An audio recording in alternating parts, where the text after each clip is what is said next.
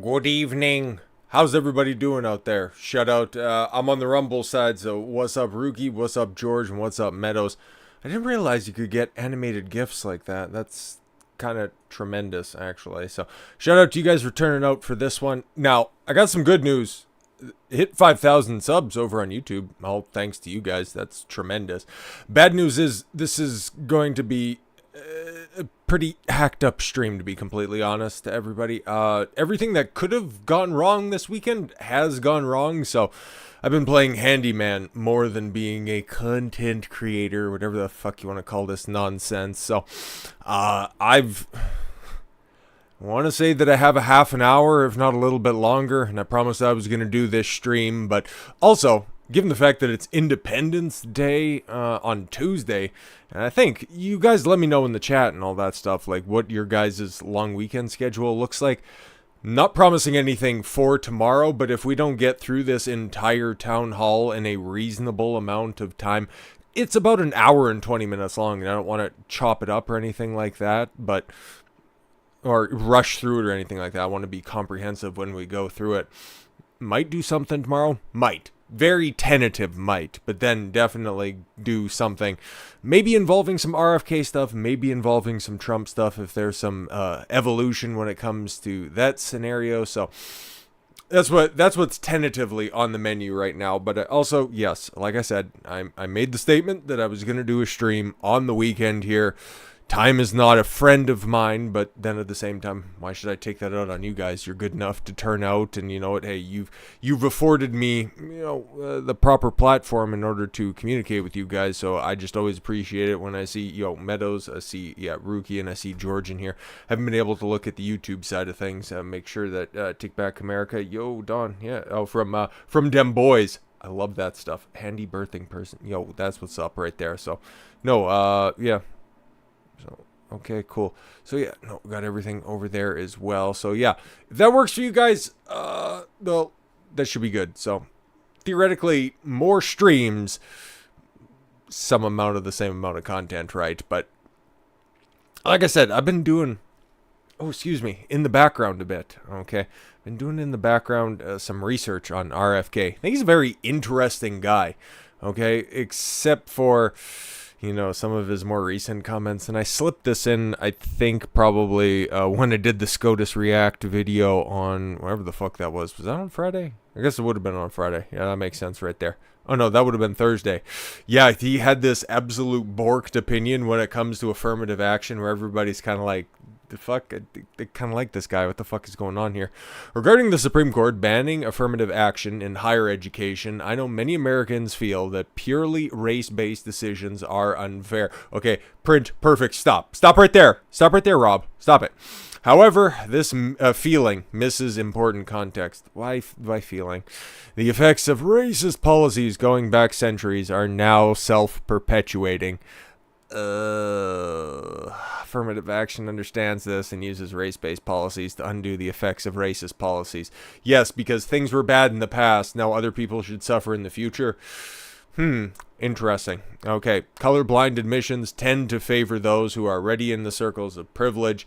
It favors those who grew up in affluent, educated households. Oh my god, bruh. No, it doesn't. It was...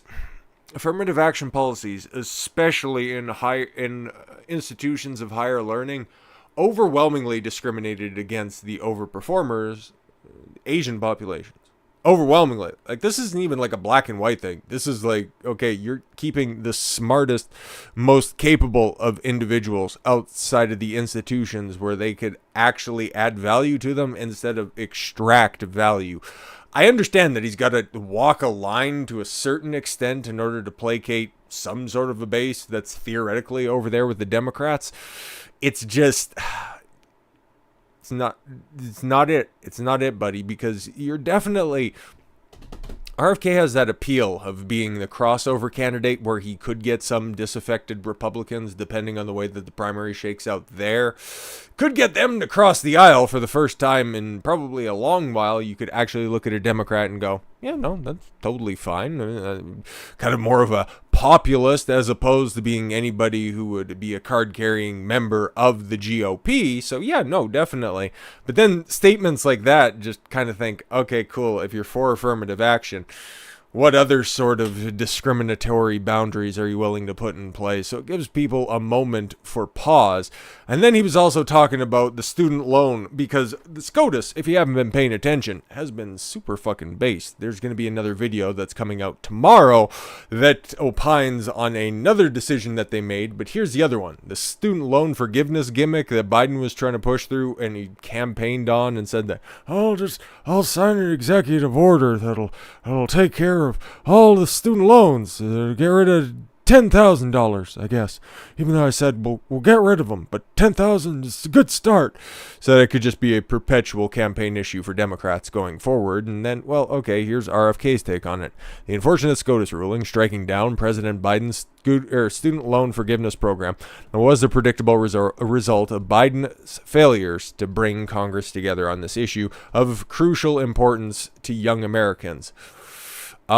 So it was, unfortunate. Yeah, it was predictable. Yes. But, why is it an important issue? Okay. But, President Biden knew his plan wouldn't survive a legal challenge. Well, probably not him specifically, but the people that put it forward. His plan gave the appearance of action while accomplishing nothing, kind of like his presidency. This is an issue of grave importance to our country. As president, I will galvanize public support to to pressure Congress to put down their partisan positions, legislate meaningfully, to relieve the tens of millions of dollars of Americans who are drowning in student debt. How about no? I will also take steps to reduce education costs for students. Well, how are you going to do that specifically? I got one idea. It starts with title and it ends with 9. Get rid of that shit, and then you'll see tuition costs drop through the fucking floor. Because, okay, if you guys are unaware, Title IX requires, it's basically in order to have an equal playing field for female athletes, which you all know are just all fucking trash if we're going to keep it a buck.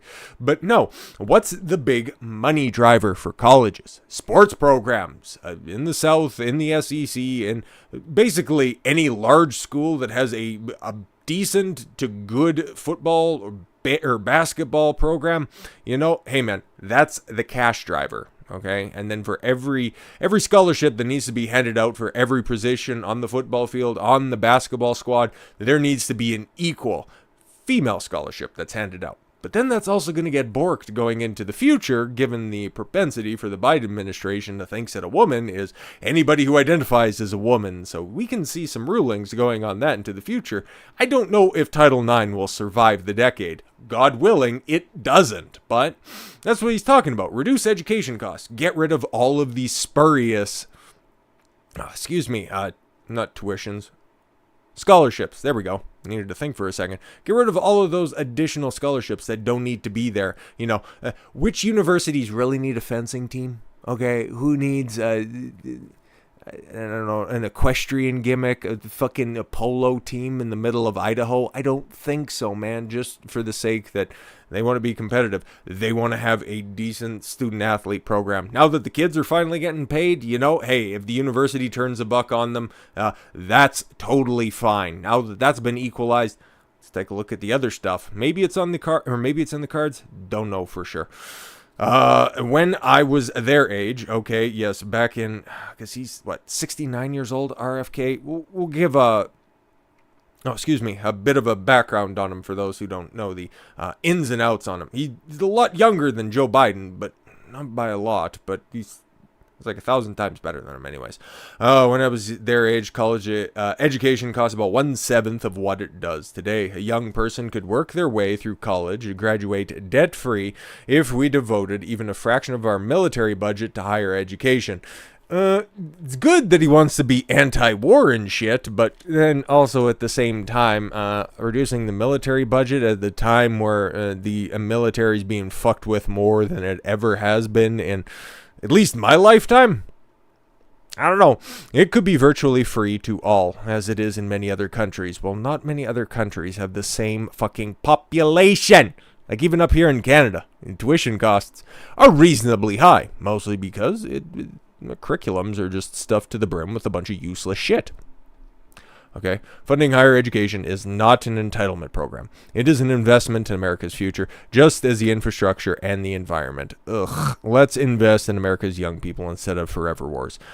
I agree. It's just, okay, we can agree on the destination, but the path to get there is a little bit fucking borked. So let's just, before we get into the town hall itself, I want to just pull up the Wikipedia page and give a brief summary of our boy RFK Jr. here, who is, every time that I do a little bit more digging into what his policies are, he's becoming less and less my boy, but, well, it is what it is, right? Still better than Joe Biden, and if he could be on the stage across from Donald Trump in 2024 for those debates, that would be so fucking great, but like I said, a boy can dream. Don't know for sure if it's going to end up panning out, but it is what it is. Okay, so, oh, he's only 6 years, 6 and change older than my dad. Okay, so that's interesting, but yeah, he is. Okay, so, yeah, that would make him 69, right? Nice. Okay, Robert Francis Kennedy Jr., also known by his initials, RFK Jr. Let's see if we can go ahead and that'll be fine. Thanks, Wikipedia, for nothing. Thanks for nothing. Is an American environmental lawyer, politician, and writer who has promoted anti-vaccine propaganda. See, that's going to be the spin on him from here until forever. That and the article, or the Atlantic had a wonderful article on him being the first MAGA Democrat. Yet again, Joe Biden can't cross a fucking flat stage, climb a set of stairs, but he's the best candidate for 20. Okay. Kennedy, the son of U.S. Attorney General and Senator Robert F. Kennedy, the nephew of U.S. President John F. Kennedy, has growing up in the Washington, D.C. area in Massachusetts. He graduated from Harvard University, obtained his Juris Doctorate degree from the University of Virginia Law School. Kennedy began his career as an assistant district attorney in New York City in '84. He joined Riverkeeper and the Natural Resource Defense Council in 1986, two nonprofits focused on environmental protection. He became an adjunct professor of environmental law at Pace University School of Law in 1986. In 1987, he founded Pace Law School's Environmental Litigation Clinic, where he held the post of supervising attorney and co-director until 2017. He founded the nonprofit environmental group Waterkeeper Alliance in 1999, serving as the president of the board. There was discussion in the press that first Obama administration was possibly considering him as a candidate for the administrator of the Environmental Protection Agency, but the controversial statements and arrest of heroin possession in the 1980s made him unlikely to receive Senate confirmation. Yeah, but he is a Kennedy after all. And it's kind of funny, because there's another Kennedy that's bouncing around, I think the House of Representatives, Joe Kennedy, named after the mobbed-up father of Robert Sr. and John F. Kennedy himself, which I want to do a video on him in the future, or a live stream at least. I might have to be Rumble exclusively because he's got some ties, and that's for true. Since 2005, he has promoted the scientifically discredited link between vaccines and the TISM. But we'll hear a little bit about that. And it was funny when trying to find a town hall or any sort of interview to react to from RFK and then to simultaneously stream on Rumble and on YouTube. It was tough. It was tough going because a lot of people like to provoke him on some of his statements, which kind of agree with when it comes to the jab, but if he voices them, his interviews and his town halls tend to be taken off the internet, but the one that we have is one that's been up for a few days, so I think we'll be fine.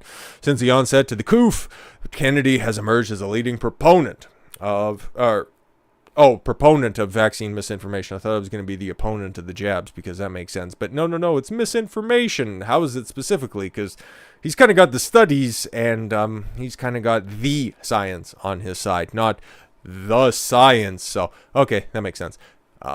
Much of Kennedy's public health criticisms and writings have targeted prominent figures such as the Anthony Fauci, Bill Gates, prominent health official Bill Gates, okay, and Joe Biden. He has co-hosted Ring of Fire, a nationally syndicated radio program, has written books including The Real Anthony Fauci in 2021, A Letter to Liberals in 2022. Kennedy's candidacy for the Democratic nomination in the 2024 presidential election was formally launched on April 19th, 2023. And that's the last time that I've done anything specifically on RFK Jr. So I think now that the campaign is a few months old and he's been out there on the stump a couple of different times, it's about that time where we go ahead and react to one of the most recent town halls from News Nation. This one 3 or 4 days ago at this point in time, 3 days ago, it got published, and well, I've seen that it's been clipped up a few different times by a bunch of different places, and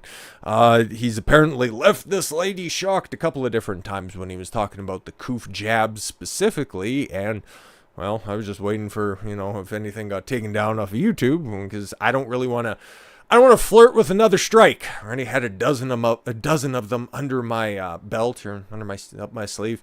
I don't fucking know. I just want to get into this at this point in time. My mouth's starting to stick together. I need a little bit of a drink or something like that. So, like I said, I'm kind of a little bit pressed for time. Hopefully, we'll be able to get through a nice amount of this. I got this sped up just a little bit. We'll see.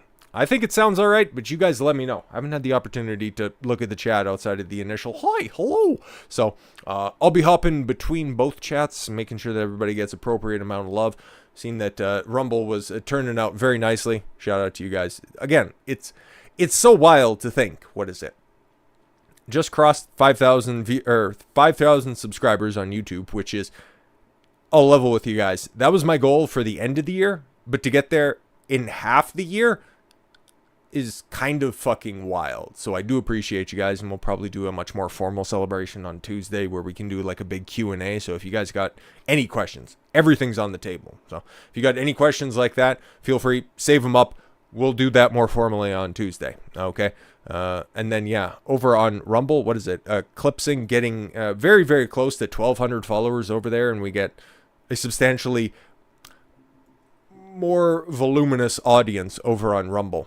So it's kind of weird to think about, but let's take a look at this. Make sure that I got the sound turned on and all that shit as well. And yeah, like I said, I got this sped up just a little bit, and let me know if it's appropriate, because if not, we can just slow it down a little bit, and that's totally fine. So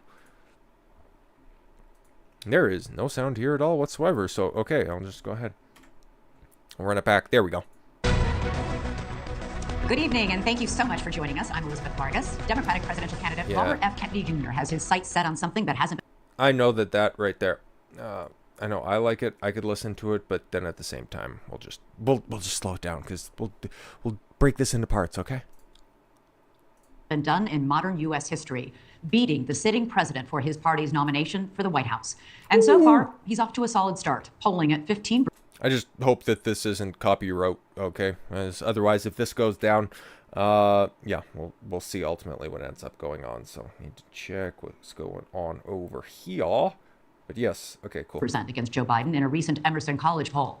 His connection to what is akin to American political royalty is right there in the name. RFK Jr.'s statements, however, on issues like vaccines and public health have critics calling him a conspiracy theorist, and others asking if he is the right person for the most important job in our nation, possibly the world. Still, Kennedy believes it's his ability to take on that established power that American voters want. And that's why tonight is about you, the audience. It is your chance to ask questions and hear directly from Kennedy about the issues that matter most to you, live and unedited. And no topic is off limits. We've brought together Democratic and independent voters right here in Chicago, as well as in New Hampshire and South Carolina, the first states to cast their primary ballots in 2024. But first, everyone, please welcome me in joining Robert F. Kennedy Jr. to the stage. It'll be very interesting to see if he ultimately gets the debate, because, like it says, he's polling extremely well. I haven't seen the specific numbers or what would end up qualifying. I know, like, what was it? Ross Perot had to get 10 or 20. I was like, was it 10% or 20% in order to get on the debate stage between Clinton and HW? So I know that in certain polls, RFK is getting like 20, 25, 30% when it comes to favorability within his own party, which is good. Like the way that mass media has been painting him as being this absolute fucking nutter, doesn't quite help. But you could also end up getting the de facto Trump effect, where it's people are going, like a mainstream candidate is talking like, are you serious? Did they really say that, all Mexicans were rapists? I gotta go check this shit out. Oh, no, wait, no, that's not at all what's happening. Oh, this guy's talking about there's, something funny going on with that jab that everybody in the Biden administration made everyone take. Why would he be running? That seems a little bit too controversial. And then they go and listen to him and go, oh, the media's been lying. Wow, imagine that. It's kind of funny because there's several other narratives that are going around social media right now. Like, I've seen something, like, I haven't been much on social media at all. Like, it's been very hit and miss over the weekend, but there was this one post, just a banal, what is it? It's no longer Democrat. It's some bitch holding up a poster or some shit like that saying it's no longer Democrat versus Republican. It's control versus, people who just want to be free, something to that extent. And then I just replied underneath of it, and it's like, oh, good. I'm just glad that these basic bitches are finally catching up with 2010 talking points. It's like, I guess it's good that people are starting to get awake to this, but if you guys could just hurry up and play catch up, we're on like our 5th lap at this point in time, that'd be great. Thank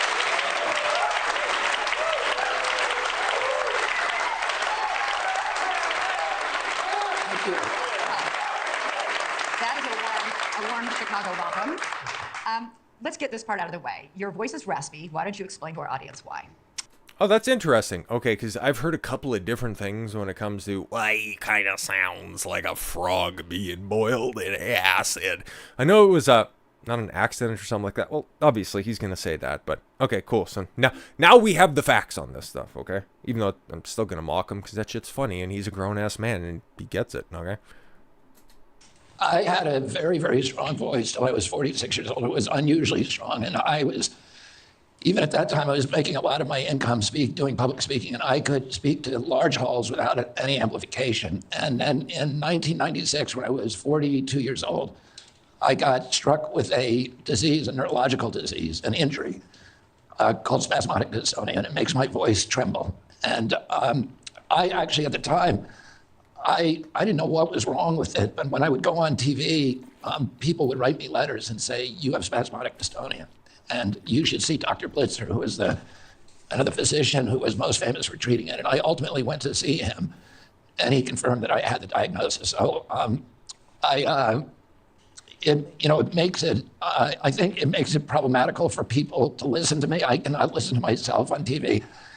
I will never listen to this broadcast, and I won't listen to any. So I feel sorry for you guys having to listen to me. All right.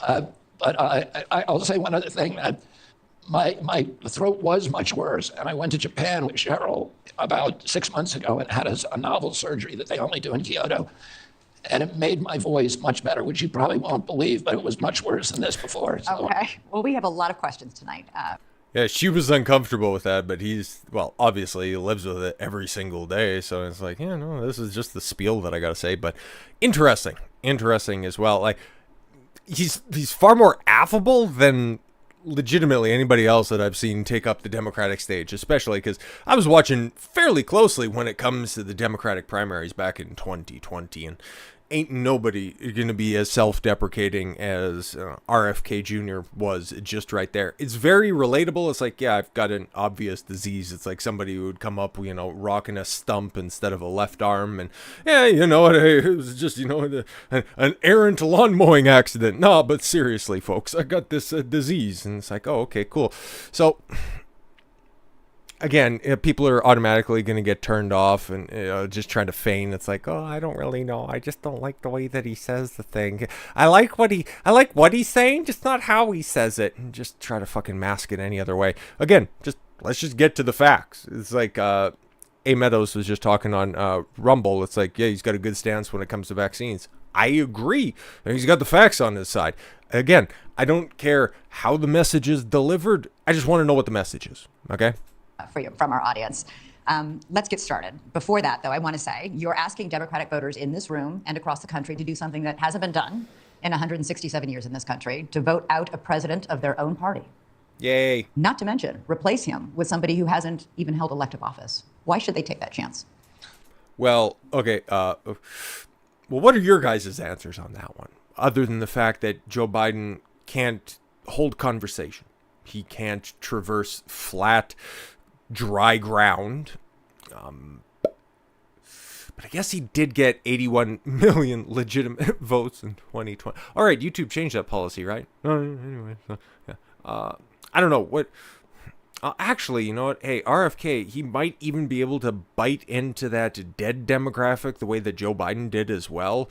You know, given all the pull he has with his ancestors. Well, you know, I mean, I'm running because I feel like my party has lost its way. Yeah. That the values that my uncle represented, my father represented when they were Democrats, have been neglected, let's say. And I want to try to bring the Democratic Party back to those values, the values that were, you know, in favor of focus on the middle class in this country, focused on labor, on racial, on the well-being of minorities in this country, focus on the environment, particularly on civil liberties and freedom of speech, which the party has seems to have forgotten about. And the party traditionally was anti-war as well. My uncle, President Kennedy, was asked by his best friend what he wanted on his epitaph on his gravestone, and he said he kept the peace. He said the principal job of an American president is to keep the country out of war. And the Democratic Party has represented those views since its inception.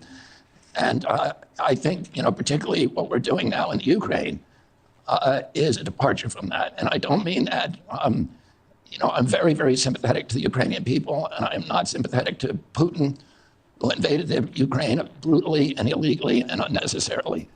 But we...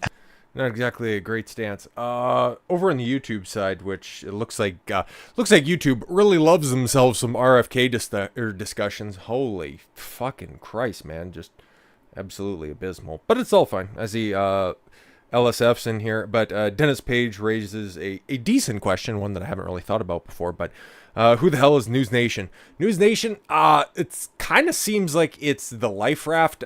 Chris Cuomo and I think Don Lemon just picked up a show over there, but Chris Cuomo was kind of their big get. So I guess it's kind of an off-brand. It's kind of like the Great Value CNN. I don't know what they do, but so far the interviewer seems all right, I guess. But yeah, trying to find some information on the parent company or something like that, or maybe it's just a startup.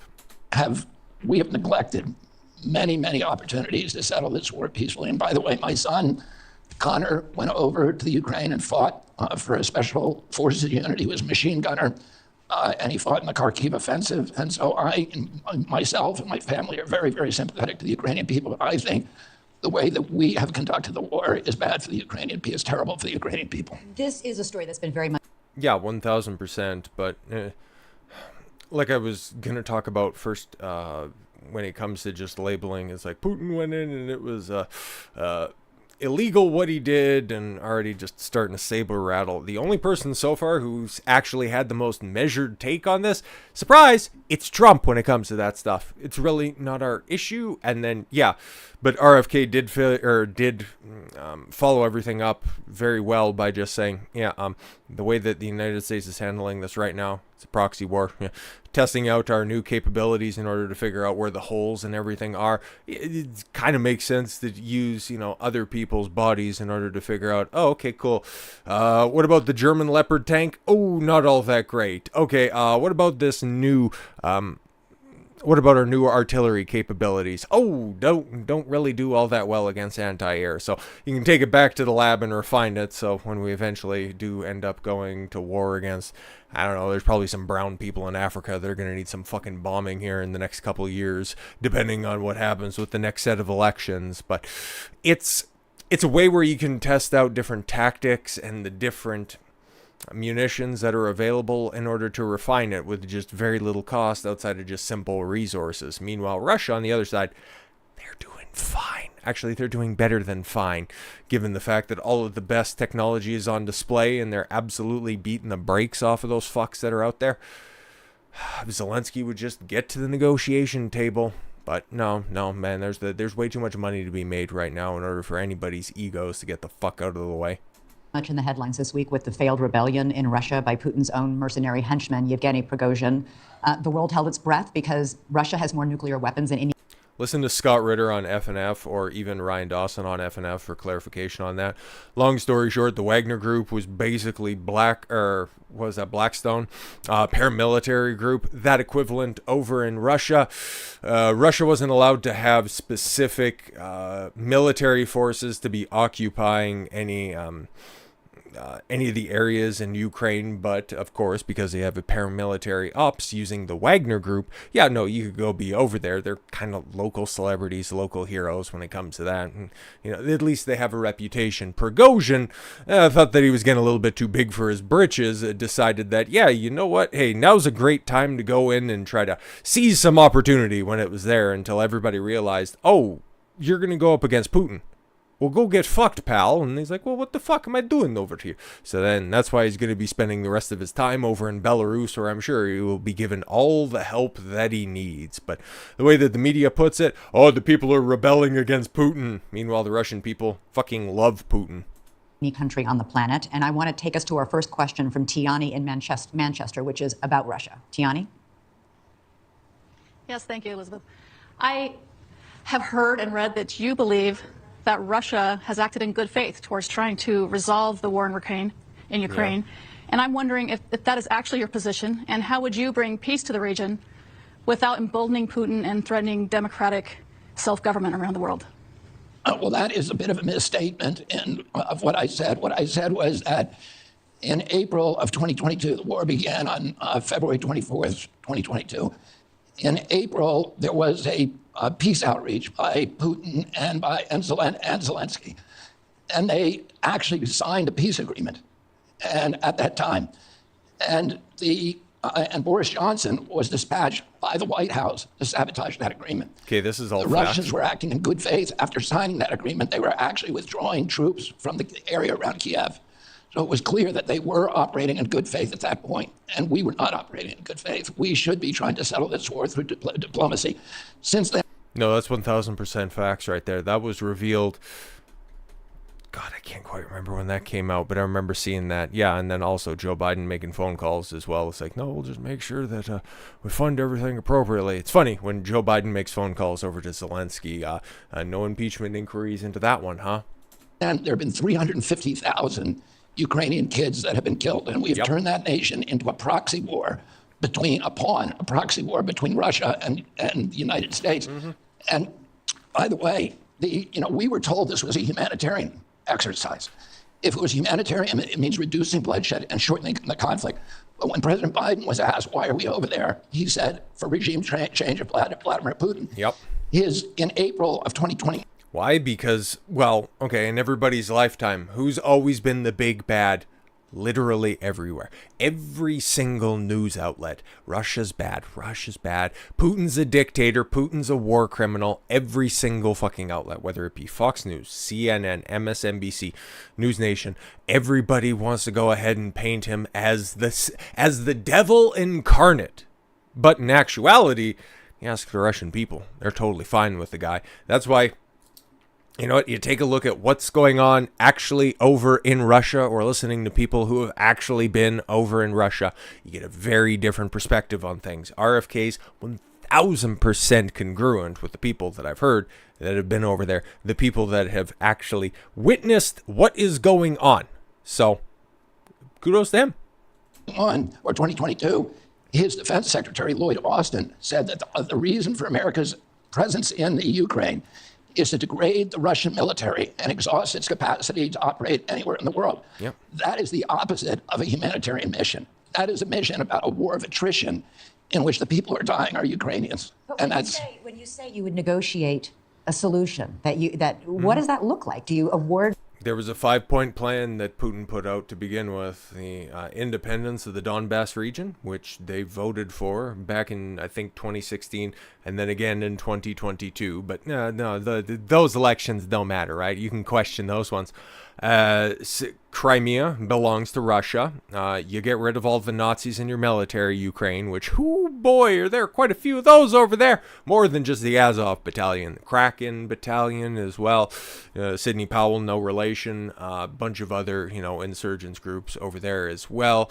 Don't join NATO. You can still get all of the reassurances from the United States, from the UK, from Europe that you want. No formal joining to NATO or to the EU. Outside of that, that's what Putin wanted, because NATO and the EU were getting a little bit too cozy. A little too cozy with Ukraine and Zelensky. And yeah, also, stop shelling the Donbass. They just want to fucking live, for Christ's sakes. That's what Ukraine was doing, for hundreds of days before the invasion even happened. Or I'm sorry, the special military operation, which, come on, Putin, for Christ's sakes, we already know what fucking time it is. President Putin of Russia part of Ukraine? We know what the solution would look like, because the Russians have agreed to the solution twice. Once they agreed to the Minsk Accords, and they... Yeah, Russia wrote those up, but Ukraine was like, oh, those look great. We'll go ahead and sign them at a later date. We'll eventually get around to it. They never signed them. The Minsk Accords, which were agreed to by Germany, by France, and by Russia, said maintained Donbass as part of the Ukraine. By the way, the Donbass voted to leave the Ukraine 90 to 10, 90% to 10%. Are you talking about the elections last year? No, the earlier elections, and Putin refused to take them. So Putin did not. But let me finish this.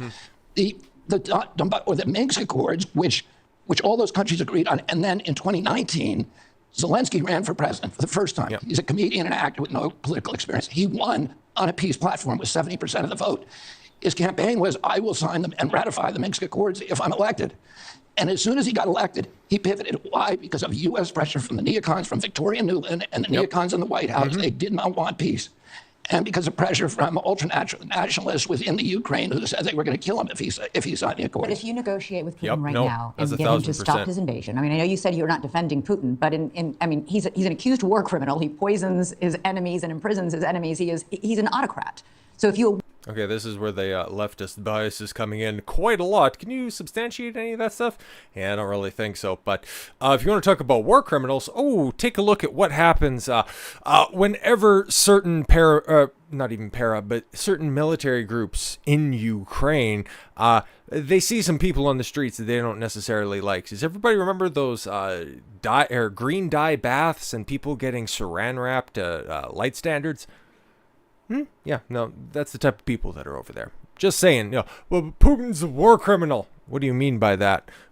Zelensky was the one who mobilized every single military-aged men, evacuated all the women, turned everybody within the borders of Ukraine into into military combatants. So, if you're waging war, a very covert war where you're not trying to go in and glass the place in an instant, if you're trying to mitigate casualties instead of what the United States did to Kabul, did to Iraq back in 2003 and 2002 respectively, if he actually wanted to win this war with absolute shock and awe tactics, he could do that. He has the capabilities to do that. But no, Putin also realizes that he's waging a war against the next door neighbor. Why would he want to go in there and completely level a place where there's so many ethnic Russians, where basically, hey man, like, I'm a quarter Ukrainian, right? Okay, for those of you who don't know, my maternal grandparents came over from Ukraine, okay, like, so what would that make me? Second or whatever fucking generation, okay? My maternal grandmother, okay, my baba, obviously it's kind of alluded to in the name that we used to call her, 100% Ukrainian. Mom's 50% Ukrainian. Me, well, of course, hey, 25% as it goes, but yeah, I also realized that, that's a whole Slavic ordeal. The Poles, the Ukrainians, the Belarusians, everybody used to be a part of the Soviet Union. Those were all just kind of arbitrary state-like borders for all of those independent countries that are out there right now. So, if you just go in there and glass your cousin, glass your brother, you still got to live with them at the end of the day. So, that's why this... war isn't more bloody which kind of sounds a little bit fucked up given the fact that there's 350,000 dead Ukrainian soldiers, 1,500 dead Russians, as well. And that's pretty valiant given the fact that, most of the Ukrainian forces just aren't equipped to do military expeditions as well as the Russian military can, because there's still a whole lot of reserves in Russia specifically. They haven't been able to tap all of their resources. But no, just keep on feeding Zelensky all of the money that he needs. Unbelievable. Award him part of Ukraine. What message are you sending to dictators and autocrats around the world who are looking to neighboring countries? She probably doesn't even realize that Russia does have a democracy. Yeah. Thinking, hey, I want some of that. When my uncle was president, and his military apparatus wanted him to go to war with Vietnam, with Laos, with Cuba, with the Soviet Union during the Berlin crisis in 1982, he said, you have to put yourself into the shoes of your adversary. If we're going to have peace, you have to be able to put yourself in the shoes of the adversary and see the world from their perspective and recognize their legitimate security concerns. Now, we have, through a series of provocations, including unilaterally walking away from the two medium-range nuclear missile treaties with Russia, which we all signed, and President Trump and President Obama walked away from those. We promised in 1992 that we would, after the Russians made a huge concession to us of leaving 400,000 troops out of Germany, allowing us to consolidate East and West Germany under NATO control, which was an adversary army to them. And they said, the one thing we want from you is that you will not move NATO 1 inch to the east. Yep. And Secretary of State Baker said at that time, famously, we will not move NATO 1 inch to the east. Since then, we have moved it 1,000 miles to the east and 14 countries, and we put Aegis missile systems in Romania and Poland right near Russia's border. Yep. When Russia put nuclear missiles in Cuba, which is farther away than we now have, to Moscow, we would have invaded if they hadn't withdrawn them. My uncle was president then. We would have gone in. And my uncle knew why the Russians had done that. He did it because they did it. Khrushchev did it because we had put nuclear missile systems, Jupiter systems, in Italy and in Turkey. And my uncle, my father, met with Ambassador Dobrynin secretly and made a secret deal. If you remove your missiles now, we will take ours out of Turkey. So, the Russians have been invaded 3 times through the Ukraine. It's hilarious because I'm listening along to this, and even just recently with all of that history being filled in, and then also understanding, the Bay of Pigs situations and everything else going on with that. So the history all checks out, but there's so many people that are out there. I'm sure everybody who's watching this right now, we kind of have a pretty decent understanding about this, but just think how many people who would eventually end up hearing a potential RFK debate on stage, specifically on the topic of the Ukraine-Russia war. Just RFK completely dog walk Biden when it comes to just any of these negotiations that are going on, several of which would have also gone on at the exact same time that Biden was a fucking senator. This old fuck has been in politics forever. Last time they were invaded, the Germans killed 1 out of every 7 Russians. Yep. They destroyed 1/3 of Russia to rubble. They burned the fields. It's as if my uncle said this in his 1963 speech at American University.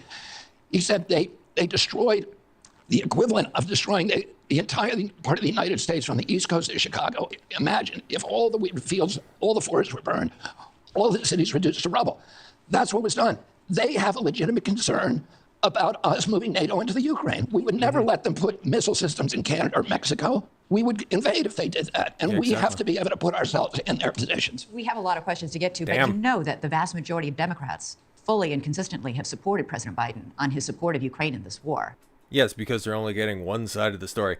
Nobody in mass media is telling you what RFK just did.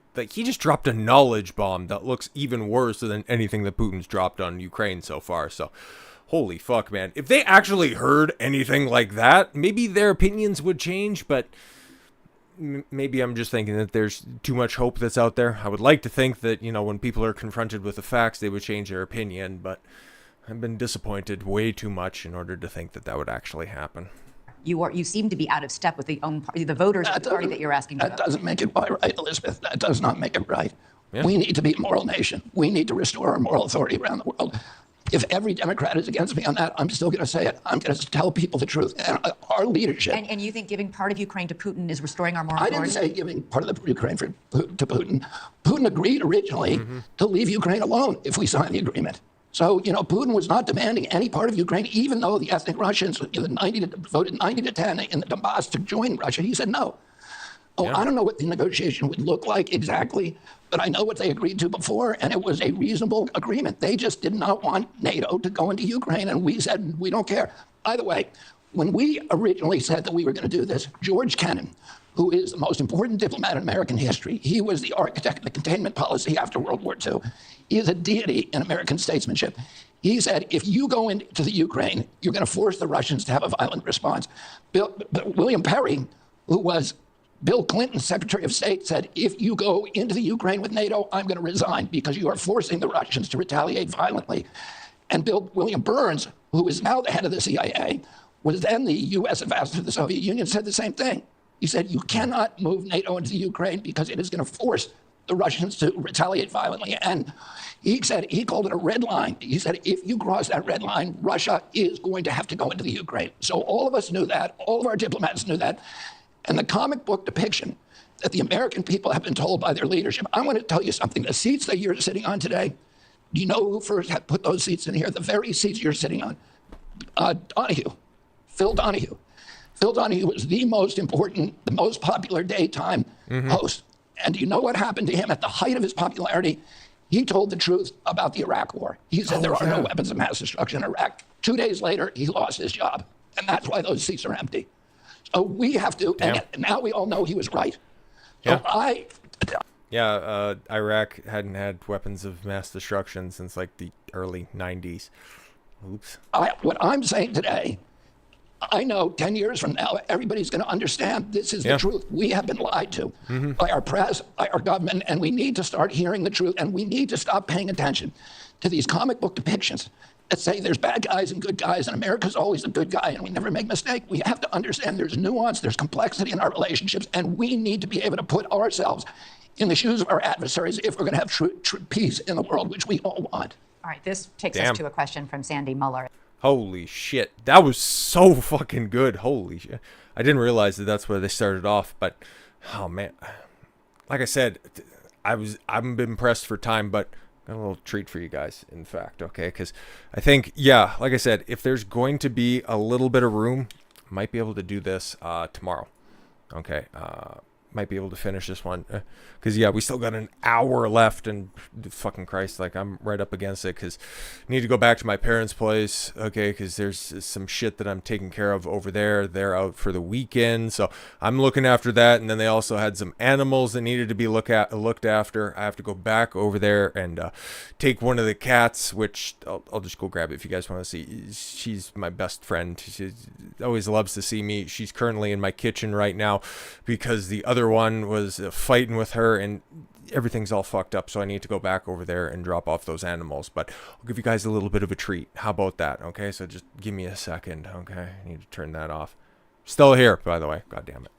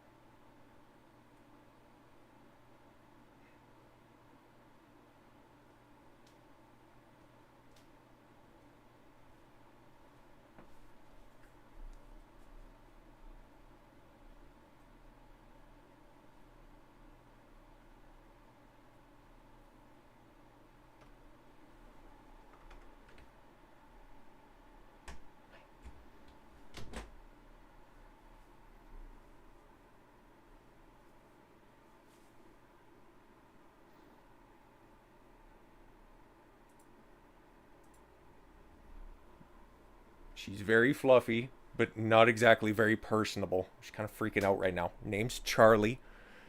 Long-haired calico. She's very cute. She's very loud. And I'm looking after her for the weekend, so I got to go take her back here very, very shortly. So, So yeah, say hi, Charlie. Look into the camera, for God's sakes. No, my folks have had a lot of animals throughout the years, but she's definitely my favorite, and now she's freaking out. So I'm saying nice things about you, Charlie. Meow. Come on. Get out. No. Okay, you're good. For a second. She can stand in the hallway right quick before I just close out everything. So, no, like I said, sorry, this couldn't be longer. Sorry, we couldn't do the entire town hall that's out here right now, but be able to do that maybe tomorrow. But if not, then we'll do that on Monday. So, no, I really appreciate everybody that's turning out. Hopefully, if I can advertise the stream a little bit better, YouTube, I don't know, man.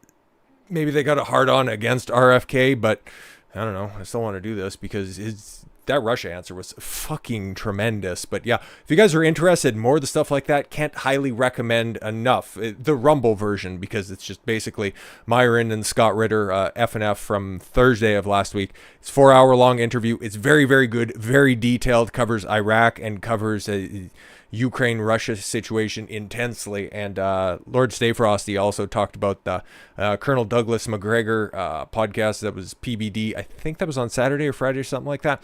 I got to watch that one. I got to listen to it at least. And because I know that he's super based on that stuff as well. So yeah, if you guys like that type of geopolitical stuff, those are two podcasts that you definitely need to refresh yourself on a little bit. So I do appreciate you guys turning out for this one. We'll do something a little bit more proper next week. How about that? So with all that said, thank you all very much for the gift of your time. I've been Don Consuelo. I want you to follow your gut and get after it. Take care, everyone. And there it is.